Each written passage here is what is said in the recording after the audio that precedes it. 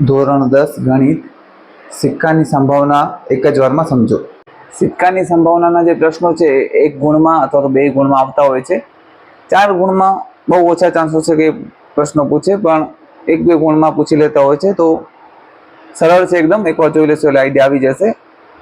સૌપ્રથમ તો સિક્કાની બે બાજુ હોય, છાપ અને કાટ। છાપ એટલે એચ એટલે કે હેડ અને કાટ એટલે ટેલ એટલે કે ટી। તો આ શોર્ટમાં છાપ અને કાટને એચ અને ટી લખી છીએ। હવે જો સિક્કાને એકવાર ઉછાળવામાં આવે તો કુલ પરિણામ કેટલા છે? 2। છાપ અથવા કાટ, અને કાટ અથવા છાપની સંભાવના કેટલી છે? 1/2। હવે એ જ રીતે જો એક સિક્કાને બે વાર ઉછાળવામાં આવે અથવા તો બે સિક્કાને એક સાથે આપણે ભેગા ઉછાળીએ, બંને એક જ વસ્તુ છે। એક સિક્કો બે વાર ઉછાળો અથવા તો બે સિક્કાને એક સાથે ઉછાળો, તો કુલ પરિણામ આપણને 4 મળે। કયા કયા? 2 છાપ અથવા 2 કાટ, 1 છાપ અને 1 કાટ, અથવા તો 1 કાટ અને બીજું છાપ। તો આ 4 પરિણામ મળે છે, તો કુલ પરિણામ 4 છે।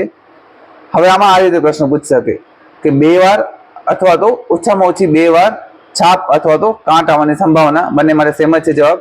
કેટલો આવશે? 1/4। અહીંયા તમે પરિણામમાં પણ જોઈ શકશો, તો તમને આઈડિયા આવી જશે। પછી વધુમાં વધુ 2 વાર, ઓછામાં ઓછી આપણે કીધું તો વધુમાં વધુ 2 વાર છાપ અથવા કાટ આવવાની સંભાવના કેટલી? તો 3/4। મતલબ વધુમાં વધુ 2 વાર, મતલબ કે એક વાર હશે તો પણ ચાલશે, પણ 2 થી વધુ નહીં। 1 અથવા 2 વાર, પણ 2 થી વધુ ન જોઈએ। પછી એક વાર કાટ અથવા છાપ આવવાની સંભાવના, અથવા તો ઓછામાં ઓછા એક વાર કાટ અથવા છાપ આવવાની સંભાવના, તો એ પણ 3/4।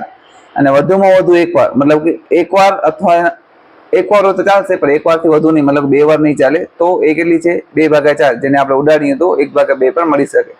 તો આ પ્રશ્નો આવે છે 2 વાર સિક્કા ઉછાળીએ એમાંથી, અને ઘણી વાર સિક્કાને 3 વાર ઉછાળીએ એ પણ પૂછી લે છે। તો કુલ પરિણામ એમાં 8 આવે છે, અને આ રહ્યા 8 પરિણામ, એ પણ તમે જોઈ શકો છો। તો આ બધા પ્રશ્નો આમાં સિક્કાની સંભાવના આવી ગયા, તમે એકવાર જોશો એટલે આઈડિયા આવી જશે। તો ગણિત અને વિજ્ઞાનમાં પ્રશ્નોની સરળ સમજૂતી માટે તમે અમારા પેજને ફોલો કરજો।